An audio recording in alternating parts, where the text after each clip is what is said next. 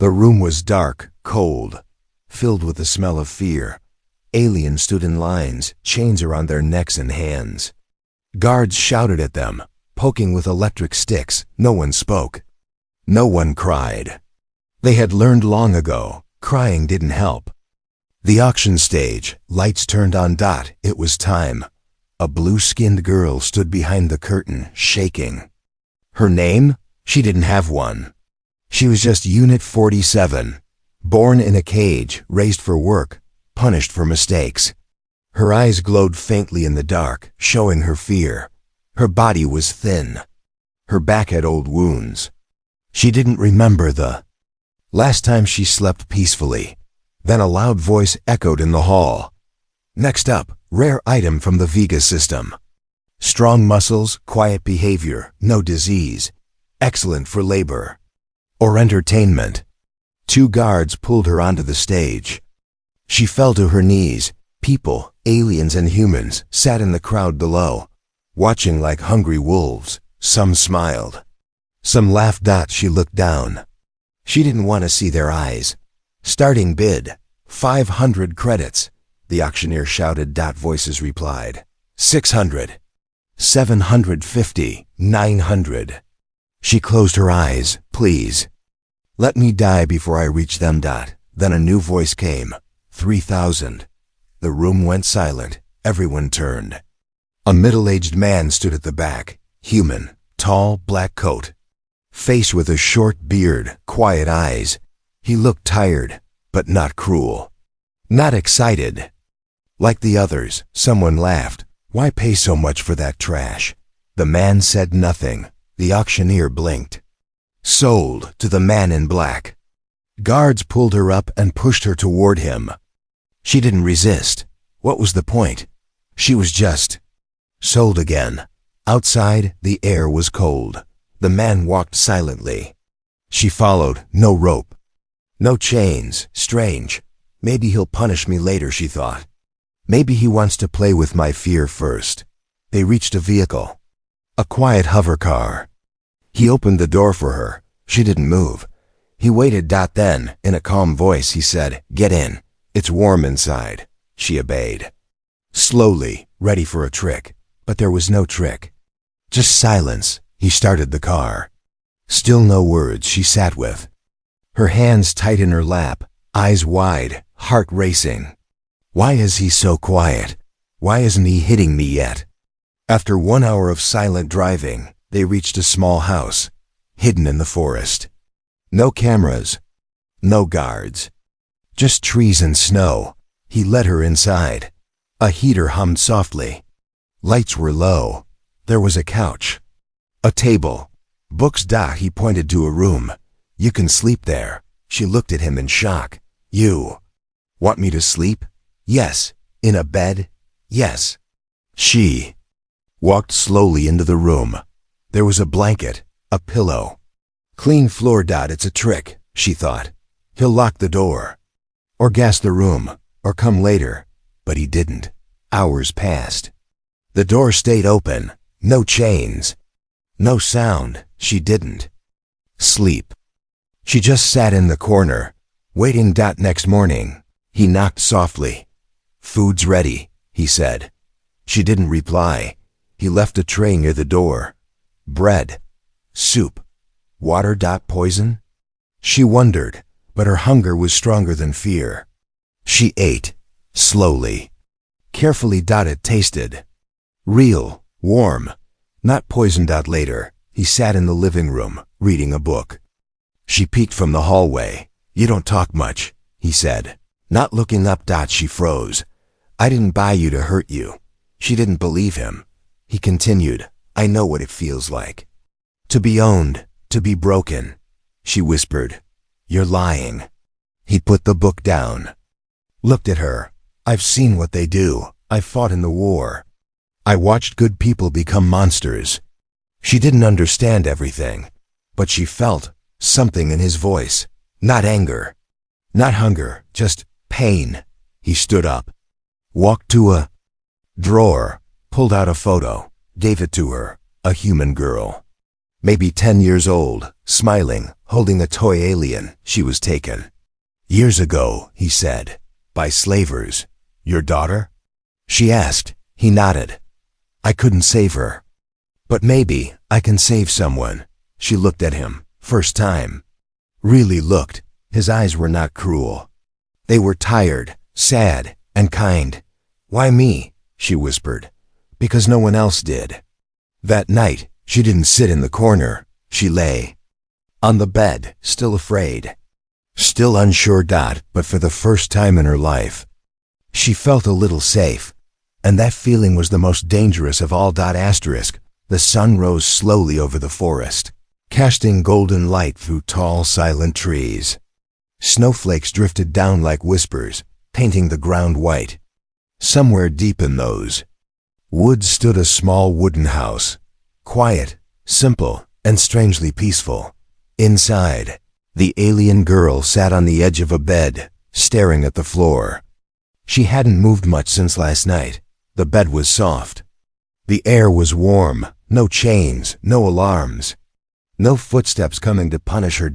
It didn't feel real. For most of her life, her world had only known steel cages, shouting voices, and cold floors. Kindness was not something she understood. It was a word she had heard, but never felt. Now here she was. Free to move, free to eat, free to rest. No, it couldn't be true. It had to be a trick. Down the hallway, she heard quiet sounds, a kettle boiling, dishes clinking. The man who bought her was making tea. Why? Why wasn't she locked up? Why didn't he take her to a dark basement? Or chain her like the others did? Her thoughts were heavy with fear. Fear of what he really wanted. Fear of the unknown. The man sat at the kitchen table, a mug in his hand. He looked out the window, watching the snow fall. He knew she hadn't slept much. He heard her moving at night, pacing the room. She was scared, broken, like a bird with torn wings. He didn't rush her, he didn't knock. He just waited. At last, she stepped into the hallway. Her bare feet made no sound on the wooden floor. He looked up. Good morning, she said nothing. You slept in the bed? Still no answer. I made breakfast, he said gently. If you're hungry. She stared at the plate. Eggs, bread, a warm drink. You don't have to eat, he added. But it's there. She slowly sat down. Her hands were shaking. She picked up the spoon like it was a weapon. Her eyes never left him. He didn't look back.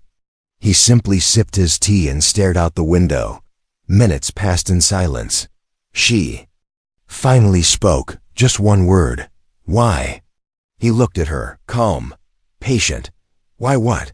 Why did you bring me here? She asked, voice trembling. Why not sell me again? Or hurt me like the others? He took a slow breath. Because I don't do that, he said. And I never will. The silence returned, but now it was softer. He stood and walked over to a shelf filled with books. He picked one, a small old one, and placed it on the table near her. It had a picture of stars and planets on the cover.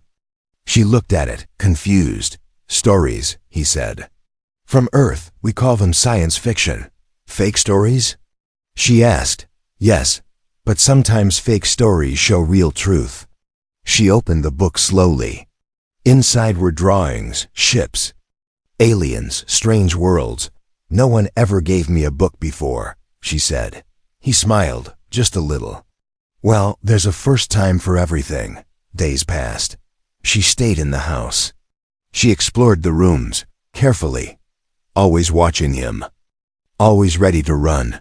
But he never raised his voice, never touched her, never ordered her. He just existed beside her.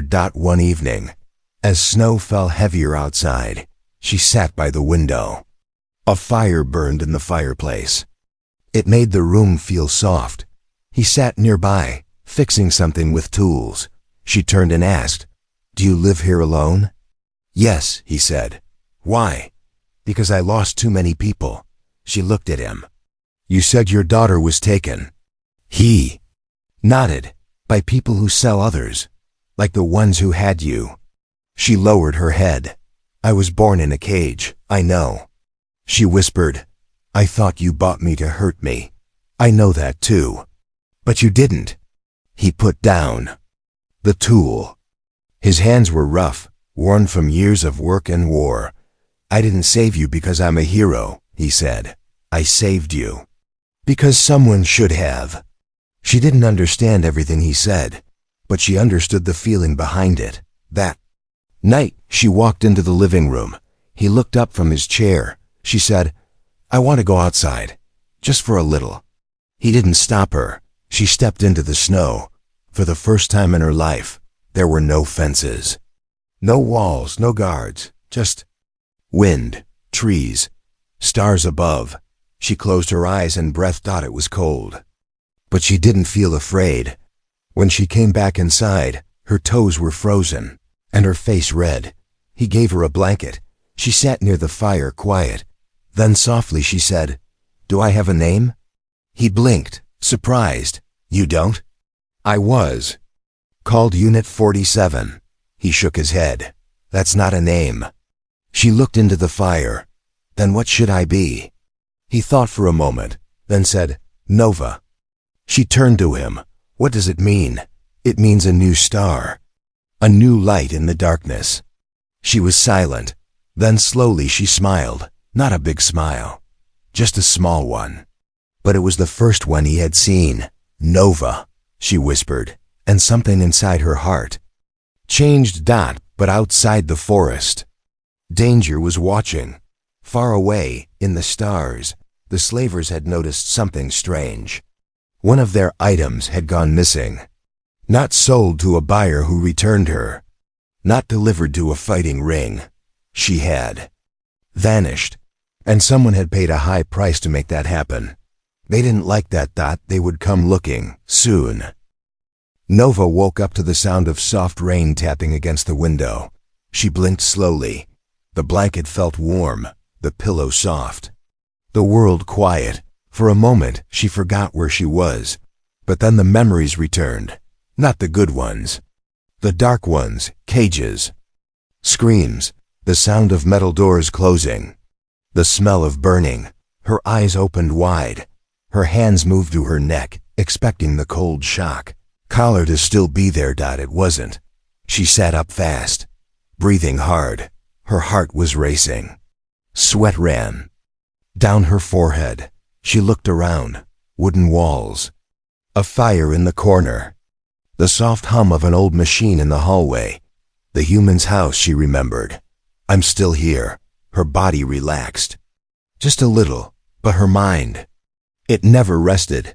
The human, his name was Marcus, was outside, fixing a broken wire near the roof. The rain made his coat drip, but he didn't seem to care. Nova stood at the window, watching him. He was strange. He never asked her to clean, cook, or do anything. He just let her be. And that made her feel even more confused. No one is kind without a reason, she told herself. Kindness always has a price. Later that day, Nova sat near the fireplace, staring into the flames. The light reminded her of something she wanted to forget. She saw herself, younger, trapped in a metal room. A man had laughed while throwing a burning stick at her feet. Dance for me, blue skin. He shouted as she cried. Her feet still had the scars. She reached down and touched her ankle. The skin was rough, burned, ugly. She hated it. She hated how weak she had been. How afraid she still was. Marcus sat across the room, fixing an old radio. He noticed her staring at the fire. You okay? He asked. She didn't answer. Instead, she asked something strange. What does pain mean to humans? He looked up, surprised. It means something that hurts, he said slowly. Why? I think. I don't know how to feel anything else. She whispered. Marcus put the radio down. He sat closer, not too close, and looked at her carefully. You've lived in pain. For a long time, he said. All my life, she replied. Then it's time you learn something else. That night, Marcus brought a box from a cabinet. It was old, covered in dust. He opened it, showing Nova pictures, papers, and a few small toys. "This was my family," he said, "before the war." Nova picked up a small stuffed animal. "A lion.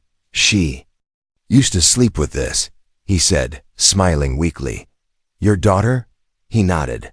"They took her when she was 5. I was away, working on a colony ship. When I came back, the house was burned.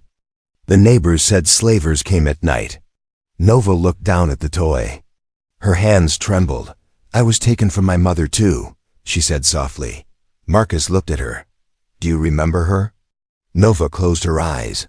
"I don't know her face, just her voice. She sang to me once, before the lights went out." Silence filled the room. Then Marcus said, "We lost people, Nova, but we're still here. That means something." She looked at him. "What?" "It means we have a choice. We can either stay broken, or we can fight." The next day, Nova asked if she could help in the garden. The snow had melted a little. Some green was returning. She didn't know how to plant or dig. But Marcus showed her patiently. When her fingers touched the earth, she felt something strange. Something alive, real. It wasn't like metal floors or cold cages. This felt like hope. She smiled. Just a little later, Marcus set up an old projector. A movie began to play on the wall. A simple Earth film about a lost robot who learns how to feel. Nova watched closely. At first, she was confused. "Why is the machine helping the girl?" she asked. "Because it cared," Marcus said. "But it's a robot. Sometimes, even machines can choose to love." She didn't speak again for the rest of the movie, but her eyes didn't blink once. That night, Nova couldn't sleep. She kept hearing voices in her mind, the old masters, the screams of other slaves, the sound of electricity. She walked into the living room. Marcus was still awake, sipping tea. "Can't sleep?" he asked. She sat down. "I keep hearing things," she said. "Memories?" She nodded. "Then speak them out loud," he said gently. "Take away their power." She hesitated, but then she began. She spoke for over an hour, told him about the dark rooms, the beatings, the hunger, the electric collars, the other slaves who died, the friends she tried to protect. She spoke about the day a slaver tried to burn her alive for fun. Marcus listened. Quiet, respectful. He didn't stop her. Didn't interrupt. When she was done, she was crying. She hated crying. It made her feel weak, but Marcus handed her a towel. "Crying isn't weakness," he said. "It's healing." As the fire slowly died, Nova looked at him and said, "Do you believe I can be free?" He looked her in the eye. "I believe you already are, but far away." A shadow moved in the stars. A ship flew through silent space, scanning for a signal. They had tracked Nova's implant. Hidden deep in her neck, still active, the slavers were coming. And they were bringing more than just chains. The snow had melted from the roof. Water dripped slowly from the corners, like the house was sighing after a long winter. Inside, Nova stood in front of the mirror. She touched her face. She still didn't know if it belonged to her or to someone else. All her life, others had owned her body, gave her commands, gave her numbers, gave her pain. Now there was silence. No master, no orders, no pain. Just herself. But who was that?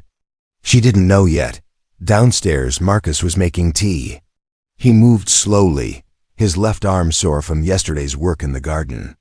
The house smelled like cinnamon and firewood. The quiet was peaceful, but he knew peace never lasted, not in a galaxy like this. He placed 2 cups on the table just as Nova came down the stairs. He smiled. "Good morning," she nodded. Her smile was shy but real. "I was thinking," he said, "you should have something of your own."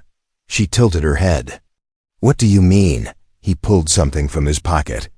A small silver bracelet. Thin, simple and elegant.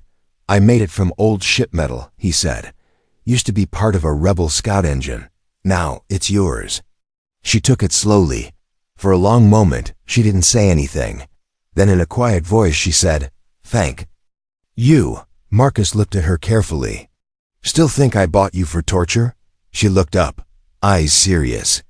"I'm still learning how to trust." He nodded. "That's okay. You're doing fine." Later, they sat by the fireplace. Nova asked a question she had kept inside for days. "What do names mean to humans?" Marcus looked up from his book. "They mean everything," he said. "Names are not just words. They are choices. They are freedom." She was silent for a moment. "I want one." He smiled. "You already have one," he said. "Nova," she touched her chest. "That word still feels new." "It will grow on you," he said, "like roots under the ground." That evening, Nova explored the house more deeply than before. She entered a room Marcus had left open, a study filled with old data chips, books, and dusty maps. She looked at the screens. Curious, one console was still active. She pressed a key. A hologram flickered to life. Files, images, names, locations. She leaned in. There were lists, captured aliens, slave routes, trader IDs, and next to that, a symbol she didn't recognize. A red circle with a broken chain. Marcus entered the room. Nova turned around fast. "I didn't mean to." He raised a hand gently. "It's okay. You were curious. I knew you'd find it." She looked back at the screen. "What is all this?" Marcus walked over. He touched the red circle. "That," he said, "is the mark of the broken flame." Nova blinked. "What's that?" "A secret group," he said. "We work to break the slave trade, quietly, from the inside." Her breath caught. You're one of them?" "I was," he said. "Before I disappeared. Why?" He looked down. "They sent me to save someone on a slave ship, but I was too late. I found bodies. Children, women, all gone." He paused. "My hands were covered in blood that wasn't mine." Nova stared at him. "You think you're broken?" He said, "I'm just an old soldier trying to make one thing right before I die." Nova sat down slowly. "You kept all this hidden." "I didn't know if you were ready," he said, "to know what I used to be." She looked at him with steady eyes. "I think I want to help." Marcus raised his eyebrows. "Help? Yes," she said. "There are others like me. Still trapped. Still in cages. I can't sleep at night knowing they're out there." Marcus was silent for a long time. Then he smiled. "I was hoping you'd say that." The next morning, Nova and Marcus worked together. They cleaned the study, reorganized data files, mapped old slave routes. Nova learned fast. She asked smart questions, took notes, remembered everything. Marcus showed her how to track slave ship IDs, how to read coded messages, and how to hide transmissions from detection. "You're a natural," he said. "I was trained to obey," she replied. "Now I want to learn how to fight." That night, she stood under the stars. Marcus joined her. "Do you ever wonder," she asked, "if the stars are watching us?" He chuckled. "If they are, I hope they're cheering." She looked up. "For the first time, I want to live. Not just survive." He looked at her face. Calm, brave, shining. "You're not a number anymore, Nova," he said. She nodded. "I'm not Unit 47. I'm not a slave. I'm not broken." And she meant it. But in the shadows of deep space, a signal blinked. Unknown to Marcus and Nova. Her implant, hidden deep in her neck since birth, had activated. It had sent a faint beacon. To the SLAVERS. To the hunters. To the ones who sold her like meat. A ship turned toward Earth's outer orbit. Fast, silent, deadly. Inside the ship, a voice spoke through the dark. "Target found. Designation, Unit 47. Location confirmed." A second voice replied, "Prepare extraction. Terminate." The buyer. Back in the cabin, Nova was asleep. Her new bracelet glowed faintly under the moonlight. Marcus stood outside with a rifle on his shoulder. He felt the air. Still. Too. Still. His old soldier's instincts returned. Something was coming. He could feel it. Asterisk. The stars above the forest shivered. A silver line crossed the sky, quiet, fast, invisible to Earth's satellites, but not invisible to Marcus. He had seen that trail before. It was how slavers entered orbit. Low, massed, and deadly. He stood on the porch of his house, rifle in hand. Cold wind touched his face, but he didn't move. His eyes were locked on the horizon. Something was coming. Inside the house, Nova was sleeping, peacefully, for once. Blanket was wrapped around her like armor. Her breath was slow and steady, but deep inside her neck, under skin and bone, a small device blinked. The implant. Silent for years. Now.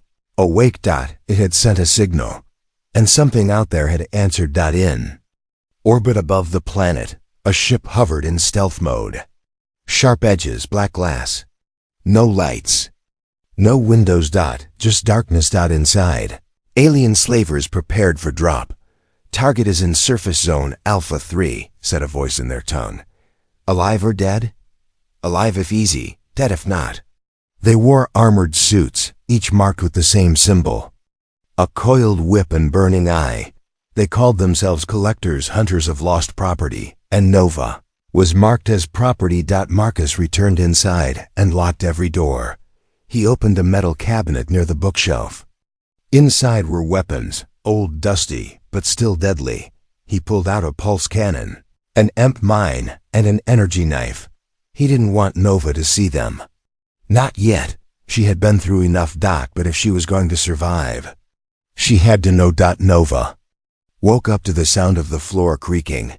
She sat up quickly, reaching for the knife Marcus gave her 2 days ago, not as a weapon, but as a tool. He stood in the hallway, face tense. Get dressed, he said. What happened? They found U.S. Her heart froze. No, she whispered. How? He didn't answer. She didn't need one.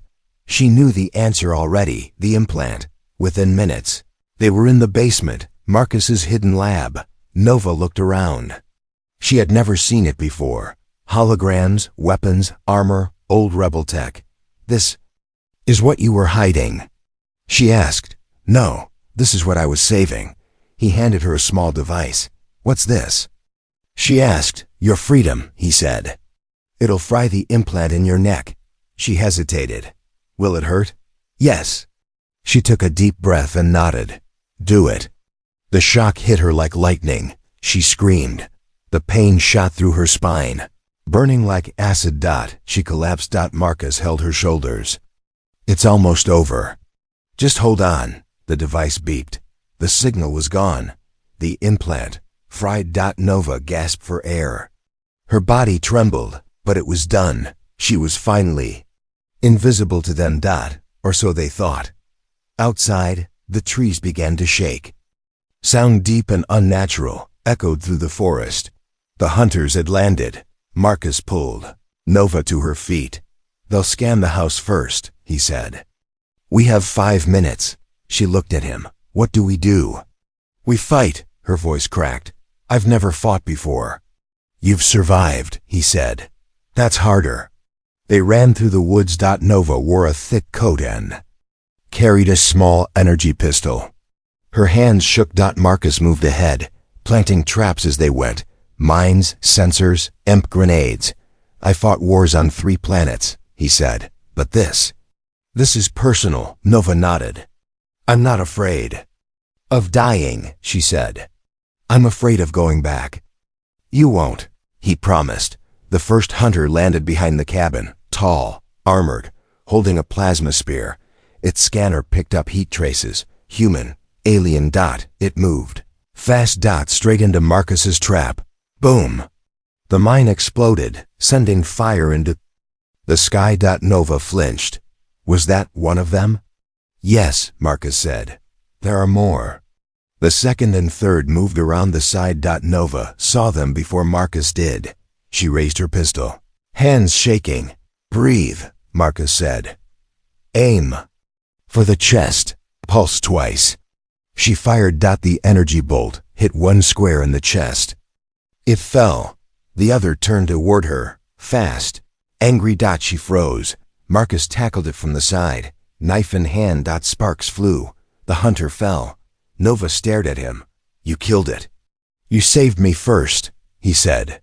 "But then the fourth came, bigger, smarter.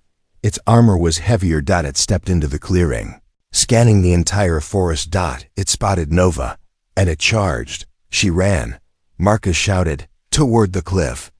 They sprinted through the trees. The wind was loud. The trees blurred. Ahead, a cliff's edge appeared. Below, a river. Cold, wild. Marcus turned. "Get ready." Nova looked back. The hunter was seconds away. Marcus handed her a trigger. "What's this?" "The final trap." He pushed her behind a rock. The hunter leaped. Marcus hit the trigger. The ground under the hunter exploded. It fell backward, arms flailing, into the river. Gone. Silence. Just water, wind, and the smell of smoke. Marcus collapsed. Nova crawled to him. "You're hurt." His side was bleeding. "A deep cut. It's not bad." He lied. She tore her sleeve and pressed it to his wound. "I thought you said we had 5 minutes," she said, voice shaking. "I was wrong." He groaned. "We had 4. Back at the house, fire burned. 3 of the hunters lay dead. But Marcus knew one thing. This was only a test group. More would come. Stronger. Smarter. Faster.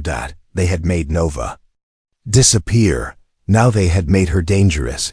And the slavers never allowed their property to become a threat. Nova stood in front of the burning cabin, the flames reflecting in her eyes. She had killed. She had bled.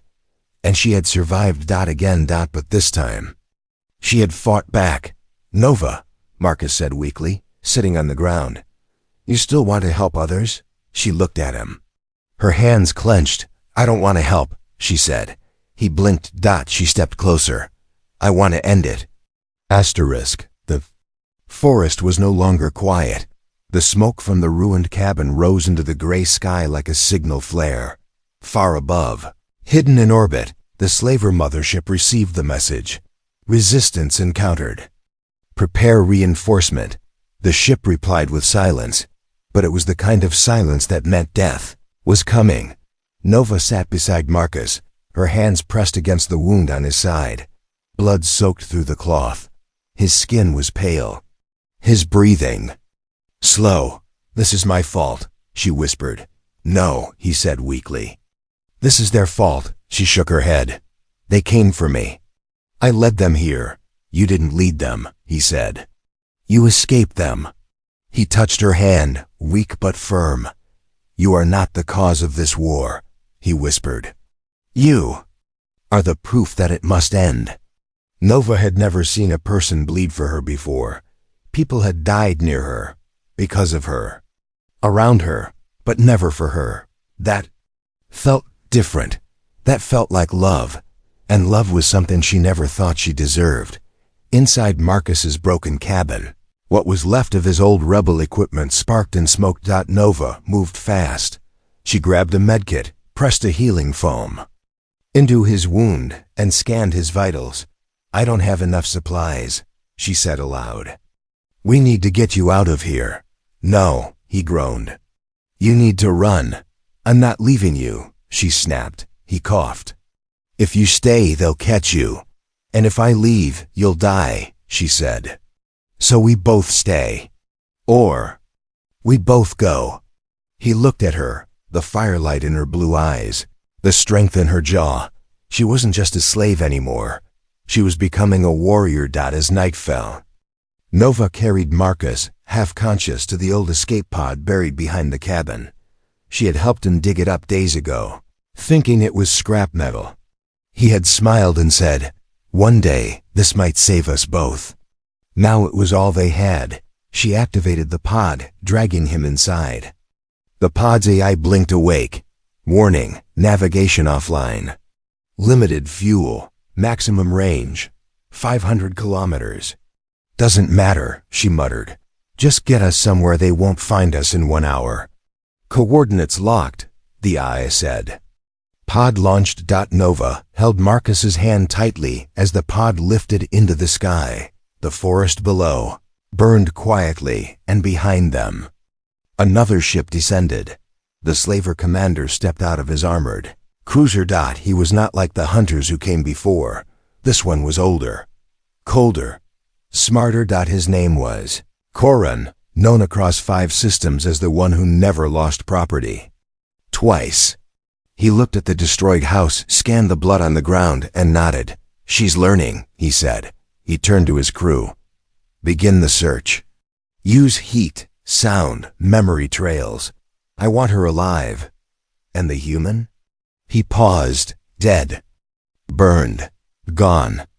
Hours later, the escape pod crash-landed in the middle of an abandoned mining zone.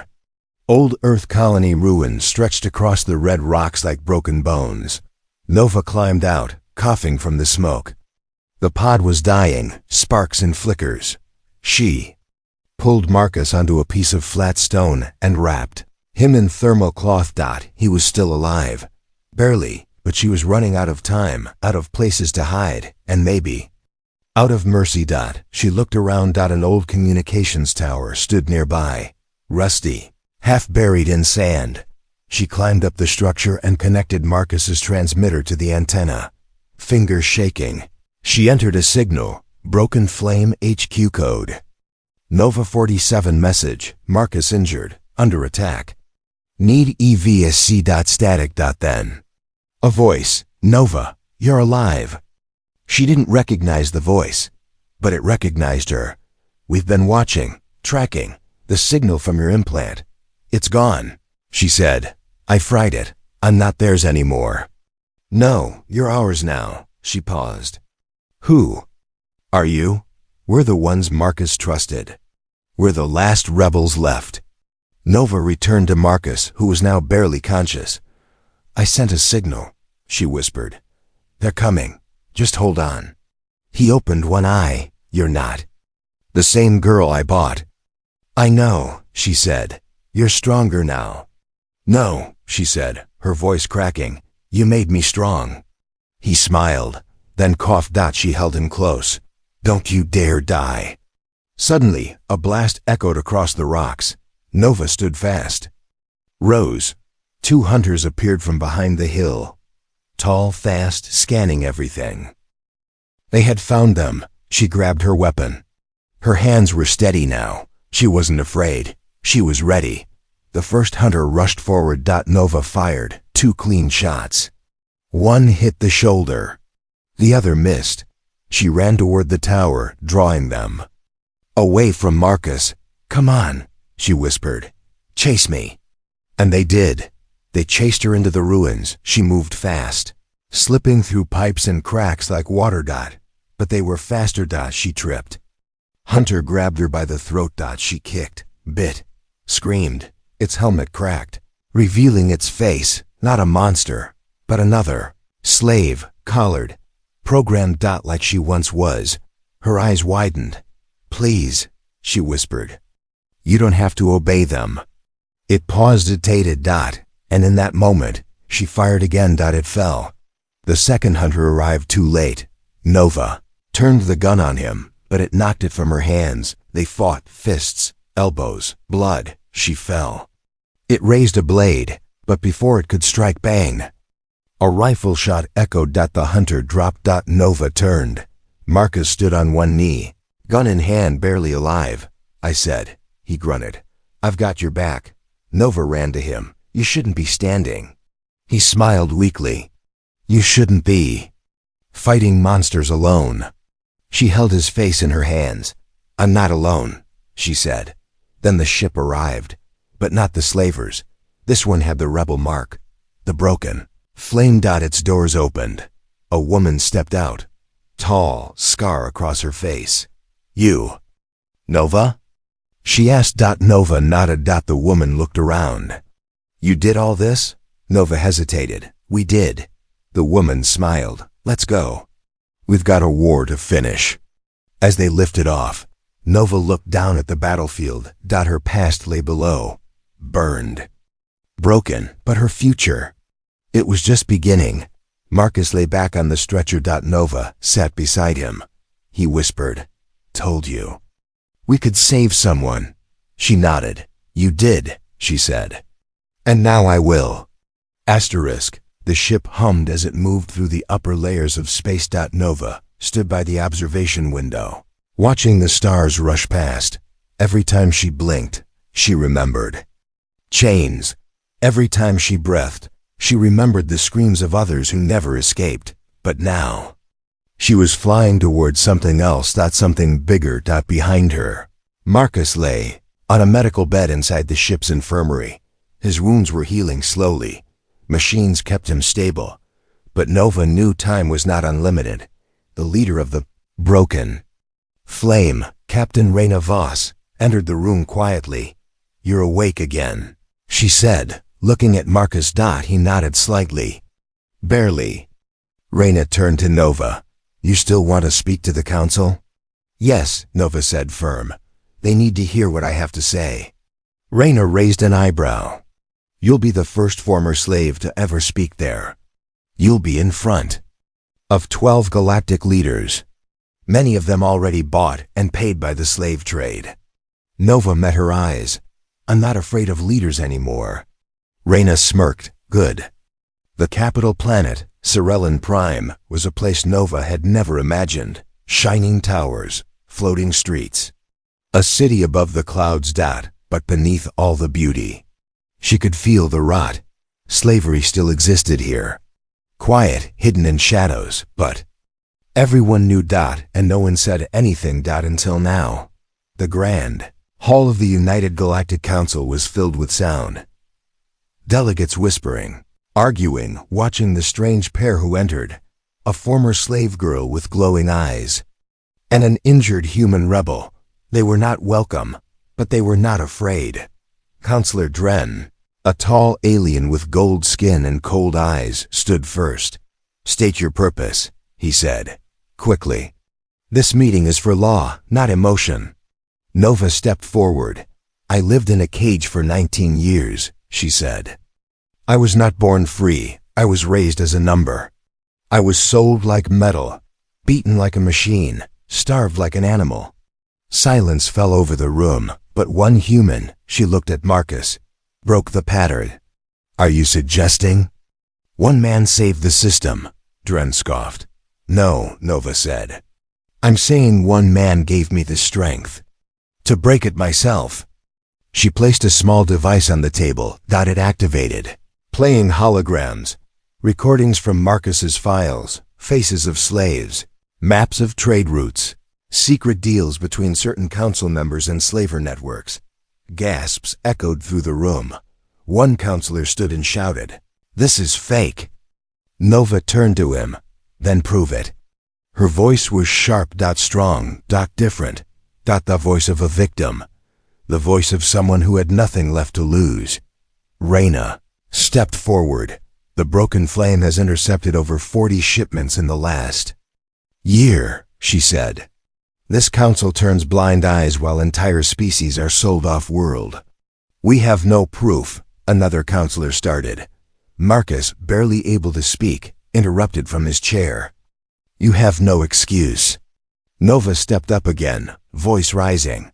"There are more like me, still out there, crying in the dark, waiting for someone to save them, but no one comes." Her hands clenched. "I'm not asking for permission anymore. I'm declaring a truth. The age of slavers is ending." A long silence followed. Some council members looked ashamed, some terrified, and others angry. Counselor Dren narrowed his eyes. "You speak boldly, girl, but words do not break systems." Nova stared at him. "No, but actions do." She turned to Reyna and nodded. Rayna lifted a small remote. She pressed the button. Outside, in orbit, something began. Across the galaxy, Rebel cells activated their plan. Chains were broken. Ships were hijacked. Slave markets were exposed, live, recorded, and streamed to billions of citizens. And inside the council chamber, dozens of screens lit up with the evidence. Dren froze. We've lost control. Nova smiled for the first time. You never had it. 2 hours later, the council was forced to vote. New laws were written. Emergency powers triggered. The slave trade officially outlawed across all member systems. And this time, with real enforcement. With rebel pressure. With Nova's voice echoing across every channel. Nova stood on the balcony after the vote. The wind hit her face. Below, people were gathering. Thousands. Millions. Watching the girl who changed everything. Marcus limped to her. Sighed. You really did it, he said. We did, she replied. I just wanted to save one soul, he said. I never imagined this. She turned to him. Saving one soul is how everything starts. Later, a child walked up to Nova. She was small, red-skinned, thin arms. Scars on her neck. She held up a paper with Nova's face drawn in pencil. I want to be like you, she said. Nova kneeled down. You already are, she whispered. Months passed. The world began to change. Slowly. Not perfectly, but the spark had become a flame. And Nova. She wasn't just a survivor now. She was a symbol, a leader, a voice for the broken. On her ship, newly named the Free Star, she stood in front of a group of rescued children. She pointed to the stars. Out there, more are waiting. Waiting to be saved? One boy asked. Nova shook her head. No, she smiled. Waiting to learn they can save themselves. Behind her, Marcus stood at the controls. He was older. Weaker. But proud. So proud. The engines fired. The ship lifted into the sky. And Nova, once Unit 47, now carried a name known across galaxies, not because she fought, but because she refused to be silent, because she knew what no council ever truly believed. Freedom is not a gift. It is something we take together.